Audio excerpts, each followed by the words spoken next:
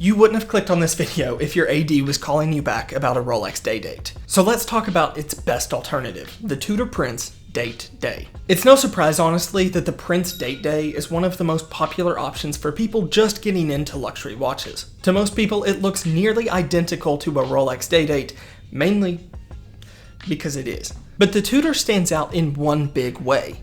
Mainly being that anyone can go and find an imported one online and purchase it for a reasonable price. And there's no point in going on about the Rolex being better because frankly, that doesn't matter. Mainly because if you can't get one, what's the point in saying it's better? And most importantly, for this watch being such a good piece for a starting collection, I just don't think that argument matters. So let's talk about what makes this watch and this watch such a great value when it comes to comparing it next to the Rolex Day Date. The Tudor Prince Date Day was available in markets outside of the US. So for the most part, if you want to purchase one, you're going to need to find one that's already been imported from a dealer. The Prince Date Day was available in a variety of different specs, but most commonly you'll see the gold, champagne, and the linen dials. Most commonly in the US, you'll see them with Arabic numerals, stick indexes, or diamond indexes. The watch itself has a 36mm case diameter, a 20mm lug width, a classic fluted bezel, and 100 meters of water resistance. But frankly, this is all information that you can find everywhere online about the Prince Date Date, so let's talk about what actually sets this apart, which would be my impressions after a year of owning this watch,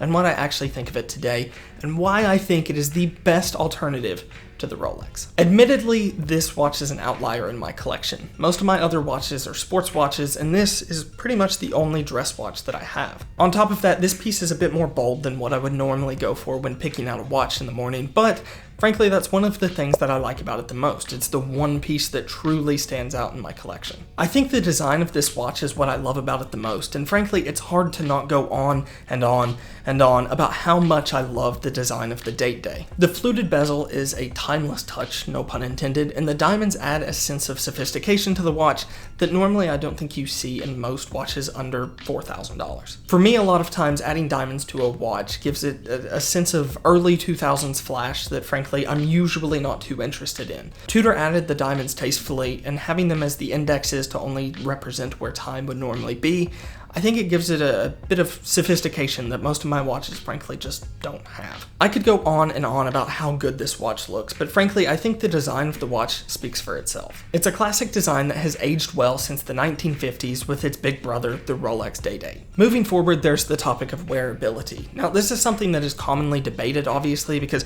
what works for me might not necessarily work for you. I may prefer the small size of this watch while you may want something that is 44mm. So this is all just purely based on my opinion with the watch. As a comparison for wearability, let's talk about my Seamaster. I absolutely love my Omega Seamaster, and it is by far my favorite watch that I own. But there's no denying the fact that when you sit down at the office and are typing all day and sitting at a computer all day, that it is a bit of a tedious watch to wear. There's nothing necessarily wrong with the watch. It was designed to be a dive watch. It wasn't designed to sit in front of a desk. So you could really blame the user for not using the watch correctly, but ultimately, who is buying a Seamaster and actually going diving? But back to the point, the Tudor is quite the opposite. It's very easy to wear all day. It's honestly an easy watch to forget you have on the wrist, which, for sitting at a desk and typing all day, makes it kind of a perfect watch to wear. Add to that, the bracelet has a lightweight feel to it, making it easy to forget that you're even wearing a watch throughout the day. Even being out and recording shots with this watch today reiterated the fact that this is a lightweight, comfortable watch to wear, even when the temperature may be a little bit hotter than it should be. Admittedly, I was a bit disappointed with the watch when I first pulled it out of the box over a year ago. Being that my only experience before this watch was with sub $200 cheap watches that were adding weight to make them feel like they were more expensive than they were, I was a little disappointed to pull this out of the box and feel how lightweight it was. However, it only took 24 hours for me to realize that that was the most ridiculous thing I could experience with this watch. It's intended to be lightweight. It's intended to be a watch that can be worn on the wrist all day without being an inconvenience. And frankly, I think it's pulled it off very well. It's probably the one thing I love most about this watch. In a lot of ways, it reminds me of my vintage watch because I'm able to wear it all day without feeling the need to constantly take it off. But more important than anything, this is a watch that doesn't have to pretend to be expensive like I was just talking about a second ago. This is a watch that is actually just a quality watch. It doesn't have to pretend to be anything more than it is because it just is. After a year of having this watch, I have to say I'm still incredibly happy with it. Admittedly, it's a little more dressy than what would normally fit how I dress. Truthfully, I wish I had a point that I can complain about this watch with, especially in the way it wears or the design or something objective that you could see and that you could also pinpoint and find out and understand that the watch was falling short in this one particular category, but short of the fact that it doesn't, I don't have anything negative to say about it. It's a wonderful watch to wear, bringing me to the next topic, which would be value. When it comes right down to it, this watch is cheaper than a Rolex because of one thing.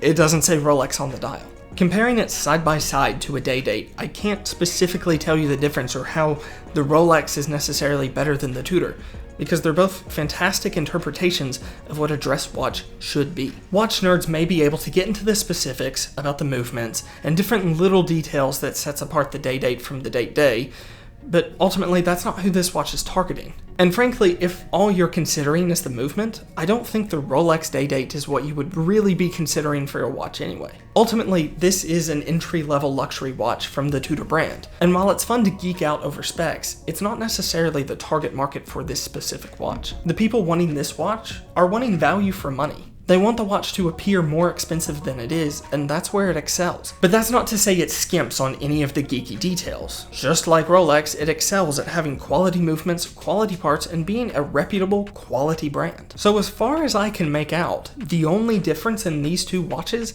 is the name brand on the dial. The Rolex may long-term hold value better than the Tudor, and in fact, if you wanted to resell the watch in the future, I would recommend trying to find the Rolex Day Date.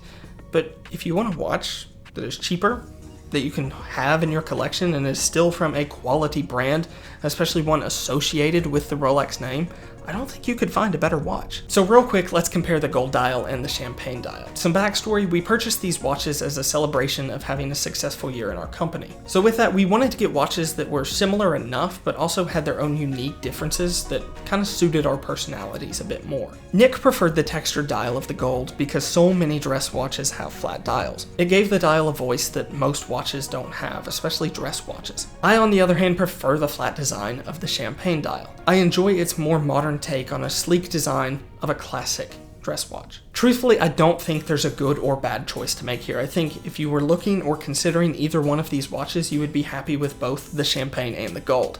However, I think both of us knowing now how we dress, which is just, a t-shirt and shorts, maybe you'll see us in a polo sometimes, I think ultimately we would both like to add the linen dial to the collection, especially one with the Arabic numerals. So while it may be a little flashy for someone like me to wear every day, I think it fits well into just about every collection. It is ultimately a fantastic watch to keep in the box and to have in rotation to switch out every few days. But if you're searching for the Rolex look at an even cheaper price, be sure to check out the video on the screen right now to find the best alternatives to the Rolex look. Also, don't forget to subscribe because we have some amazing watches coming up that you definitely will not want to miss out on.